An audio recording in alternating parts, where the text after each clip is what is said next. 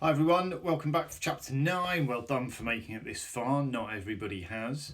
Last chapter we met my favourite character in all of the Harry Potter books, who's Professor Snape.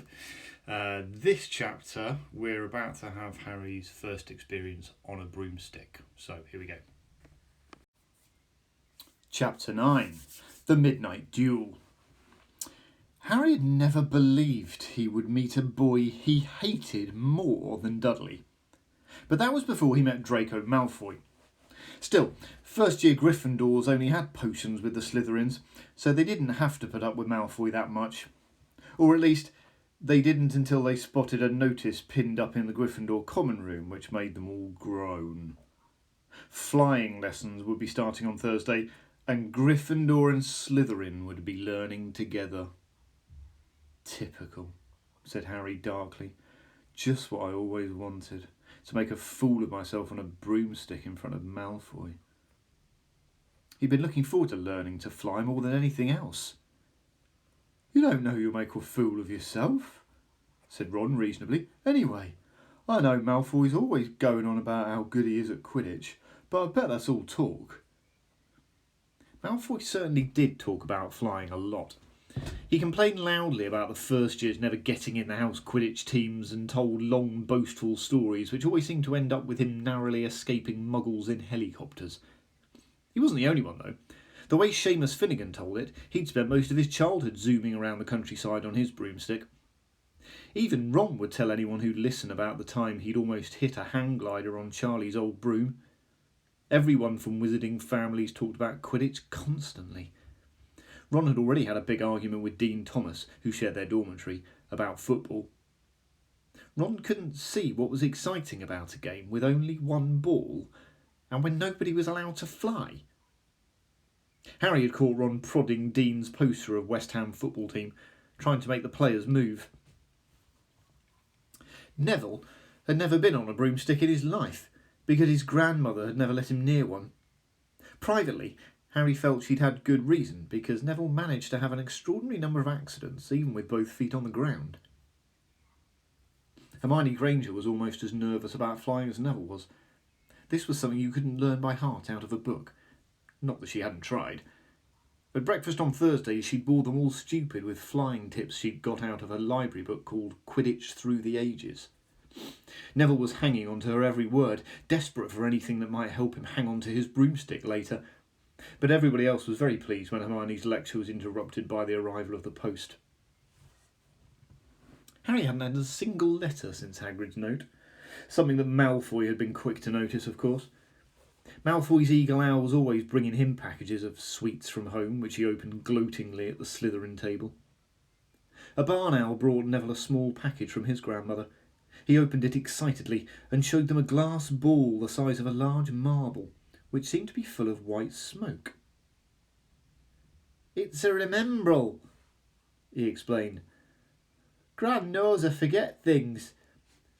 This tells you if there's something you've forgotten to do. Look, you hold it tight like this, and if it turns red...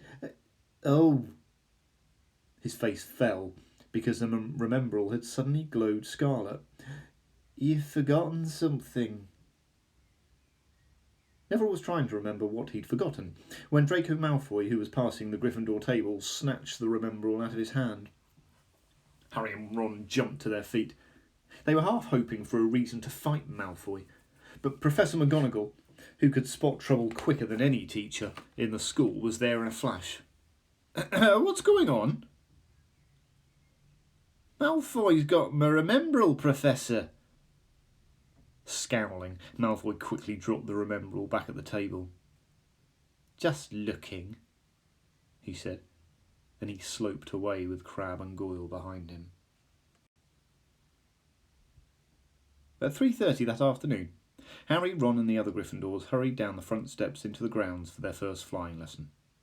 It was a clear, breezy day, and the grass rippled under their feet as they marched down the sloping lawns towards a smooth lawn on the opposite side of the grounds to the Forbidden Forest, whose trees were swaying darkly in the distance. The Slytherins were already there, and so were 20 broomsticks lying in neat lines on the ground. Harry had heard Fred and George Weasley complain about the school brooms, saying that some of them started to vibrate if you flew too high, or always flew slightly to the left. Their teacher, Madame Hooch, arrived. She had short grey hair and yellow eyes like a hawk. "Well, what are you waiting for?" she barked. "Everyone stand by a broomstick. Come on, hurry up." Harry glanced down at his broom. It was old and some of the twigs stuck out at odd angles. "Stick out your right hand over your broom," called Madame Hooch up from the front, "and say up." "Up," everyone shouted. Harry's broom jumped into his hand at once. But it was one of the few that did. Hermione Granger's had simply rolled over on the ground, and Neville's hadn't moved at all. Perhaps brooms, like horses, could tell when you were afraid, thought Harry. There was a quaver in Neville's voice that said only too clearly that he wanted to keep his feet on the ground. Madame Hooch then showed them how to mount their brooms without sliding off the end, and walked up and down the rows correcting their grips. Harry and Ron were delighted when she told Malfoy he'd been doing it wrong for years. "Now, when I blow my whistle, you kick off from the ground, hard," said Madame Hooch. "Keep your broom steady, rise a few feet, and then come straight back down by leaning forward slightly. On my whistle, 3, 2... But Neville, nervous and jumpy and frightened of being left on the ground, pushed off hard before the whistle had touched Madame Hooch's lips. "Come back, boy!" she shouted, but Neville was rising straight up like a cork shot out of a bottle. 12 feet, 20 feet. Harry saw his scared white face look down at the ground, falling away, saw him gasp, slip sideways off the broom, and wham!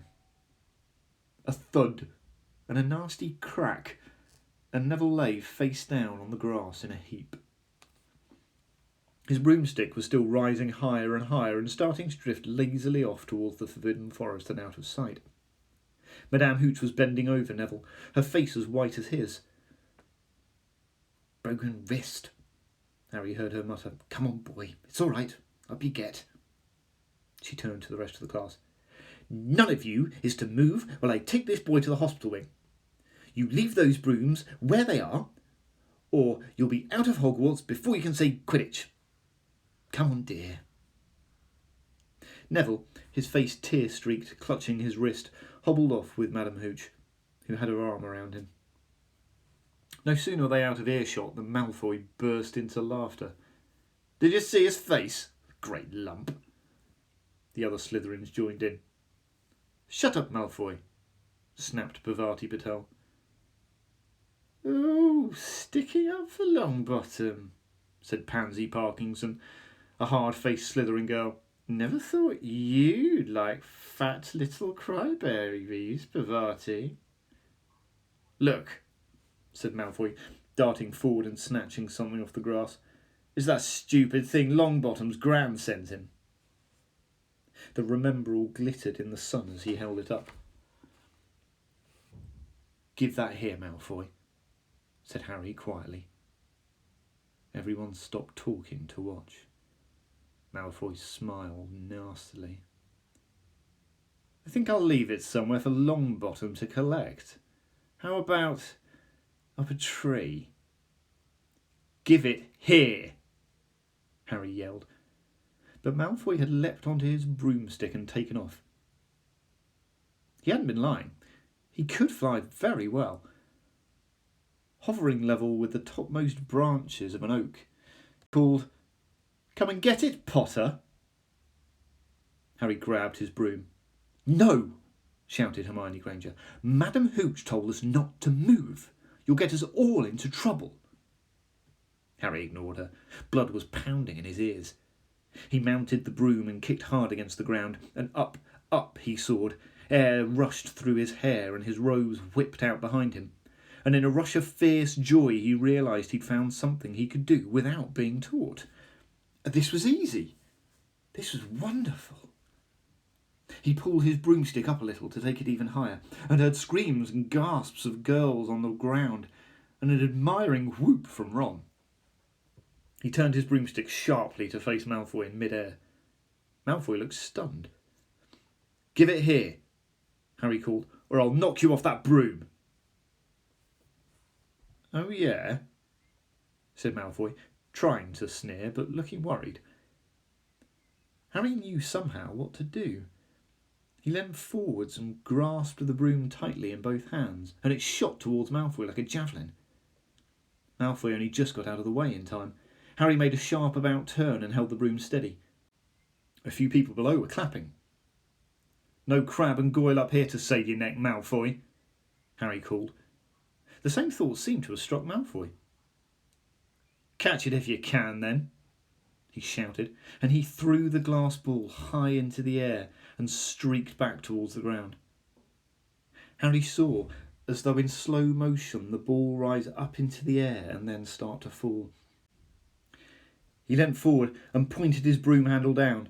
Next second he was gathering speed in a steep dive, racing the ball. Wind whistled in his ears, mingled with the screams of people watching. He stretched out his hand. A foot from the ground he caught it, just in time to pull his broom straight, and he toppled gently onto the grass with the Remembrall clutched safely in his hand. Harry Potter! His heart sank faster than he just dived. Professor McGonagall was running towards them. He got to his feet, trembling. Never! In all my time at Hogwarts! Professor McGonagall was almost speechless with shock, and her glasses flashed furiously. How dare you! Might have broken your neck. It wasn't his fault, Professor. Be quiet, Miss Patel. But Malfoy, that's enough, Mr. Weasley. Potter, follow me now. Harry caught sight of Malfoy, Crabbe and Goyle's triumphant faces as he left, walking numbly in Professor McGonagall's wake as she strode towards the castle. He was going to be expelled. He just knew it. He wanted to say something to defend himself, but there seemed to be something wrong with his voice. Professor McGonagall was sweeping along without even looking at him. He had to jog to keep up. Now he'd done it. He hadn't even lasted 2 weeks. He'd be packing his bags in 10 minutes. What would the Dursleys say when he turned up on the doorstep? Up the front steps, up the marble staircase inside, and still Professor McGonagall didn't say a word to him. She wrenched open doors and marched along corridors with Harry trotting miserably behind her. Maybe she was taking him to Dumbledore. He thought of Hagrid, expelled but allowed to stay on as gamekeeper. Perhaps he could be Hagrid's assistant. His stomach twisted as he imagined it, watching Ron and the others becoming wizards while he stumped around the grounds carrying Hagrid's bag. Professor McGonagall stepped outside a classroom. She opened the door and poked her head inside. Excuse me, Professor Flitwick. Could I borrow wood for a moment? Wood? Thought Harry, bewildered. Was wood a cane she was going to use on him? But Wood turned out to be a person, a burly fifth-year boy who came out of Flitwick's class looking confused. Follow me, you two, said Professor McGonagall, and they marched on up the corridor, Wood looking curiously at Harry. In here. Professor McGonagall pointed them into a classroom, which was empty except for Peeves, who was busy writing rude words on the blackboard. Out, Peeves! She barked. Peeves threw the chalk into a bin which clanged loudly, and he swooped out, cursing. Professor McGonagall slammed the door behind him and turned to face the two boys. Potter, this is Oliver Wood. Wood? I found you, a seeker. Wood's expression changed from puzzlement to delight. Are you serious, Professor? Absolutely, said Professor McGonagall crisply. This boy's a natural. I've never seen anything like it. Was that your first time on a broomstick, Potter? Harry nodded silently. He didn't have a clue what was going on, but he didn't seem to be being expelled, and some of the feeling started to come back to his legs. He caught that thing in his hand after a 50-foot dive, Professor McGonagall told Wood. Didn't even scratch himself. Charlie Weasley couldn't have done it. Wood was now looking as though all his dreams had come true. Ever seen a game of Quidditch, Potter? He asked excitedly. Wood's captain of the Gryffindor team, Professor McGonagall explained. He's just the build for a seeker too, said Wood, now walking around Harry and staring at him. Late, speedy. We'll have to get him a decent broom, Professor. A Nimbus 2000, or a clean sweep 7, I'd say. I shall speak to Professor Dumbledore and see if we can't bend the first year rule. Heaven knows we need a better team than last year. Flattened in that last match by Slytherin. I couldn't look at Severus Snape in the face for weeks. Professor McGonagall peered sternly over her glasses at Harry. I want to hear you training hard, Potter, or I may change my mind about punishing you. Then she suddenly smiled. Your father would have been proud, she said. He was an excellent Quidditch player himself. You're joking! It was dinner time. Harry had just finished telling Ron what had happened when he'd left the grounds with Professor McGonagall. Ron had a piece of steak and kidney pie halfway into his mouth, but he'd forgotten all about it. Fleeker, he said, but first year's never. You must be the youngest house player in about a century, said Harry, shoveling pie into his mouth. He felt particularly hungry after the excitement of the afternoon. Wood told me. Ron was so amazed, so impressed. He just sat and gaped at Harry. I'm starting training next week, said Harry. Only don't tell anyone. Wood wants to keep it a secret. Fred and George Weasley now came into the hall, spotted Harry and hurried over. Well done, said George in a low voice. Wood told us. We're on the team too. Beat us. I tell you, we're going to win that Quidditch Cup for sure this year, said Fred. We haven't won since Charlie left, but this year's team is going to be brilliant. You must be good, Harry. Wood was almost skipping when he told us. Anyway, we've got to go. Lee Jordan reckons he's found a new secret passageway out of the school. Bet it's that one behind the statue of Gregory the Smarmy that we found in our first week. See ya. Fred and George had hardly disappeared when someone far less welcome turned up. Malfoy, flanked by Crabbe and Goyle. Having a last meal, Potter? When are you getting the train back to the Muggles? You're a lot braver now you're back on the ground and you've got your little friends with you, said Harry coolly. There was, of course, nothing at all little about Crabbe and Goyle, but as the high table was full of teachers, neither of them could do more than crack their knuckles and scowl. I'd take you on any time on my own, said Malfoy. Tonight, if you want. Wizard's duel, wands only, no contact. What's the matter? Never heard of a wizard's duel before, I suppose. Of course he has, said Ron, wheeling round. I'm his second. Who's yours? Malfoy looked at Crabbe and Goyle, sizing them up. Crabbe, he said. Midnight, all right? We'll meet you in the trophy room. That's always unlocked.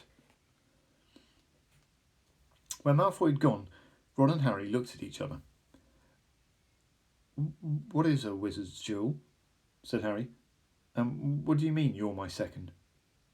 Well, a second's there to take over if you die, said Ron casually, getting started at last on his cold pie. Catching the look on Harry's face, he added quickly, but people only die in proper duels, you know, with real wizards.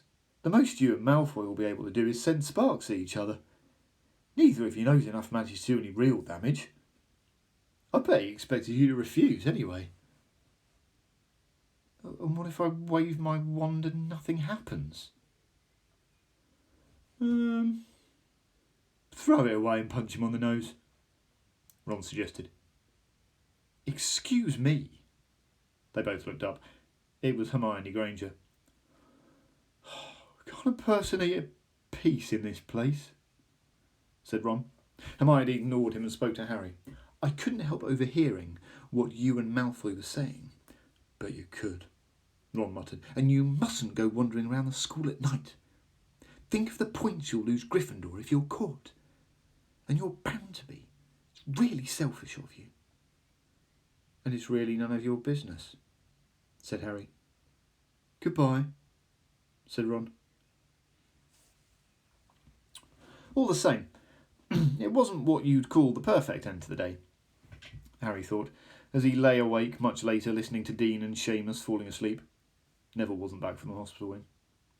Ron had spent all evening giving him advice such as, if he tries to curse you, you better dodge it, because I can't remember how to block them. There was a very good chance they were going to get caught by Filch or Mrs. Norris, and Harry felt he was pushing his luck breaking another school rule today. On the other hand, Malfoy's sneering face kept looming up out of the darkness. This was his big chance to beat Malfoy face to face. He couldn't miss it. 11:30, Ron muttered at last. We better go.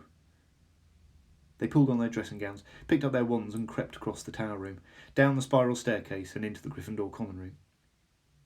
A few embers were still glowing in the fireplace, turning all the armchairs into hunched black shadows. They had almost reached the portrait hole when a voice spoke from the nearest chair to them. I can't believe you're going to do this, Harry. A lamp flickered on. It was Hermione Granger, wearing a pink dressing gown and a frown. You, said Ron furiously, go back to bed. I almost told your brother, Hermione snapped.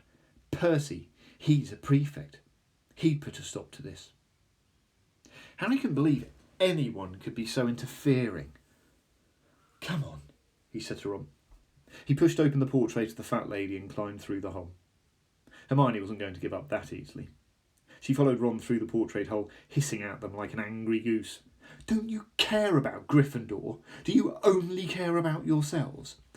I don't want Slytherin to win the House Cup, and you'll lose all the points I got from Professor McGonagall for knowing about switching spells. Go away. All right, but I warned you. You just remember what I said when you're on the train home tomorrow. You're so... But what they were, they didn't find out. Hermione had turned to the portrait of the fat lady to get back inside and found herself facing an empty painting. The fat lady had gone on a nighttime visit, and Hermione was locked out of Gryffindor Tower. Now what am I going to do? She asked shrilly. That's your problem, said Ron. We've got to go. We're going to be late. They hadn't even reached the end of the corridor when Hermione caught up with them. I'm coming with you. You are not. Do you think I'm going to stand out here, and wait for Filch to catch me? If he finds all three of us, I'll tell him the truth, that I was trying to stop you and you can back me up. You've got some nerve, said Ron loudly. Shut up, both of you, said Harry sharply. I heard something. It was a sort of snuffling. Mrs. Norris? Breathed Ron, squinting through the dark. It wasn't Mrs. Norris. It was Neville. He was curled up on the floor, fast asleep, but jerked suddenly awake as they crept nearer. Oh, thank goodness you found me. I've been out here for hours. I couldn't remember the new password to get into bed. Keep your voice down, Neville. The password's pig snout. But it won't help you now because the fat lady's gone off somewhere. How's your arm? Said Harry. Fine, said Neville Sherman. Madame Pomfrey mended it in about a minute. Good. Well, look, Neville, we've got to be somewhere. We'll see you later. Don't leave me, said Neville, scrambling to his feet. I don't want to stay here alone. The bloody Baron's been past twice already. Ron looked at his watch and then glared furiously at Hermione and Neville. If either of you gets caught, I'll never rest until I've learned the curse of the bogies Quirrell told us about and use it on you. Hermione opened her mouth, perhaps to tell Ron exactly how to use the curse of the bogies, but Harry hissed at her to be quiet and beckoned them all forward. They flitted along corridors, striped with bars of moonlight from the high windows. At every turn, Harry expected to run into Filch or Mrs. Norris, but they were lucky. They sped up a staircase to the third floor and tiptoed towards the trophy room. Malfoy and Crabbe weren't there yet. The crystal trophy cases glimmered where the moonlight caught them. Cups, shields, plates and statues winked silver and gold in the darkness. They edged along the walls, keeping their eyes on the doors at either end of the room. Harry took out his wand in case Malfoy leapt in and started at once. The minutes crept by. "He's late. Maybe he's chickened out," Ron whispered. Then a noise in the next room made them jump. Harry had only just raised his wand when they heard someone speak. And it wasn't Malfoy. "Sniff around, my sweet. They might be lurking in the corner." It was Filch speaking to Mrs. Norris. Horror-struck, Harry waved madly at the other three to follow him as quickly as possible. They scurried silently towards the door, away from Filch's voice. Neville's robes had barely whipped round the corner when they heard Filch enter the trophy room. "They're in here somewhere," they heard him mutter. "Probably hiding." "This way," Harry mouthed to the others, and petrified they began to creep down a long gallery full of suits of armour. They could hear Filch getting nearer. Neville suddenly let out a frightened squeak and broke into a run. He tripped, grabbed Ron around the waist, and the pair of them toppled right into a suit of armour. The clanging, crashing were enough to wake the whole castle. "Run!" Harry yelled, and the four of them sprinted down the gallery, not looking back to see whether Filch was following. They swung around the doorpost and galloped down one corridor, then another, Harry in the lead without any idea where they were or where they were going.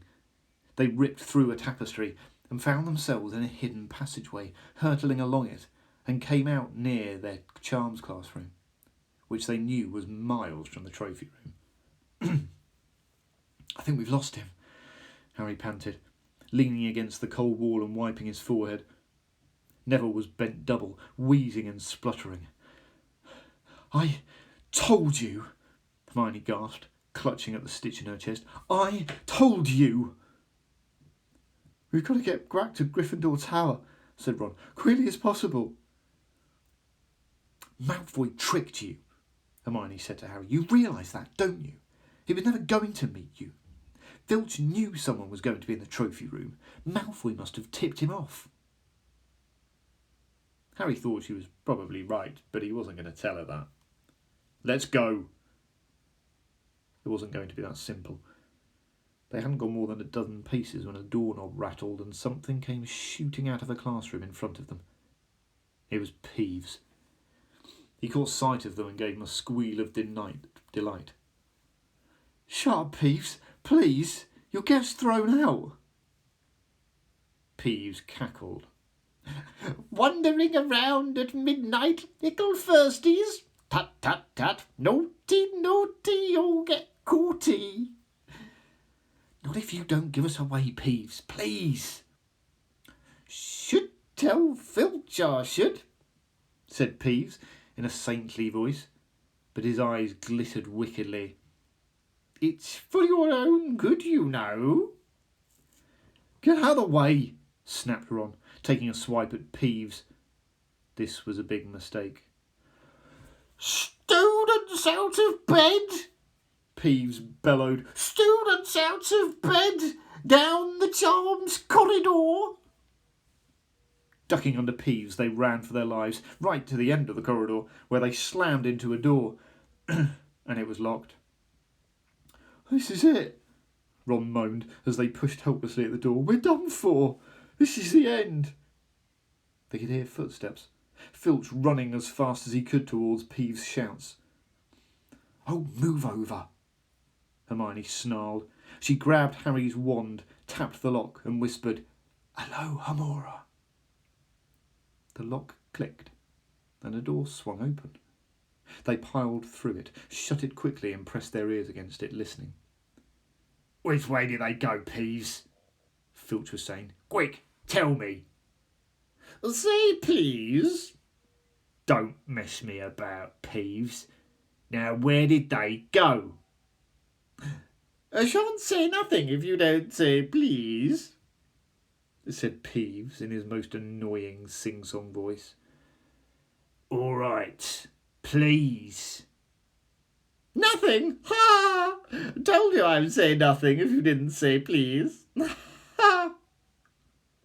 and they heard the sound of Peeves whooshing away and Filch cursing in rage. "He thinks this door's locked," Harry whispered. "I think we'll be okay. Get off, Neville." For Neville had been tugging on the sleeve of Harry's dressing gown for the last minute. "What?" Harry turned around and saw quite clearly what. For a moment, he was sure he'd walked into a nightmare. This was too much, on top of everything that had happened so far. They weren't in a room, as he had supposed. They were in a corridor, the forbidden corridor, on the 3rd floor. And now they knew why it was forbidden. They were looking straight into the eyes of a monstrous dog. A dog which filled the whole space between ceiling and floor. It had 3 heads, 3 pairs of rolling mad eyes, 3 noses twitching and quivering in their direction, 3 drooling mouths, saliva hanging in slippery ropes from yellowish fangs. It was standing quite still, all 6 eyes staring at them. And Harry knew that the only reason they weren't already dead was that their sudden appearance had taken it by surprise. But it was quickly getting over that. There was no mistaking what those thunderous growls meant. Harry groped for the doorknob. Between Filch and death, he'd take Filch. They fell backwards. Harry slammed the door shut, and they ran. They almost flew back down the corridor. Filch must have hurried off to look for them somewhere else, because they didn't see him anywhere. But they hardly cared. All they wanted to do was put as much space as possible between them and that monster. They didn't stop running until they reached the portrait of the fat lady on the 7th floor. "Where on earth have you all been?" she asked, looking at their dressing gowns hanging off their shoulders and their flushed, sweaty faces. "Never mind that. Pig snout! Pig snout!" panted Harry, and the portrait swung forward. They scrambled into the common room and collapsed, trembling, into armchairs. It was a while before any of them said anything. Neville, indeed, looked as if he'd never speak again. "What do you think they're doing, keeping a thing like that locked up in a school?" said Ron finally. "If any dog needs exercise, that one does." Hermione had got both her breath and her bad temper back again. "You don't use your eyes, any of you, do you?" she snapped. "Didn't you see what it was standing on?"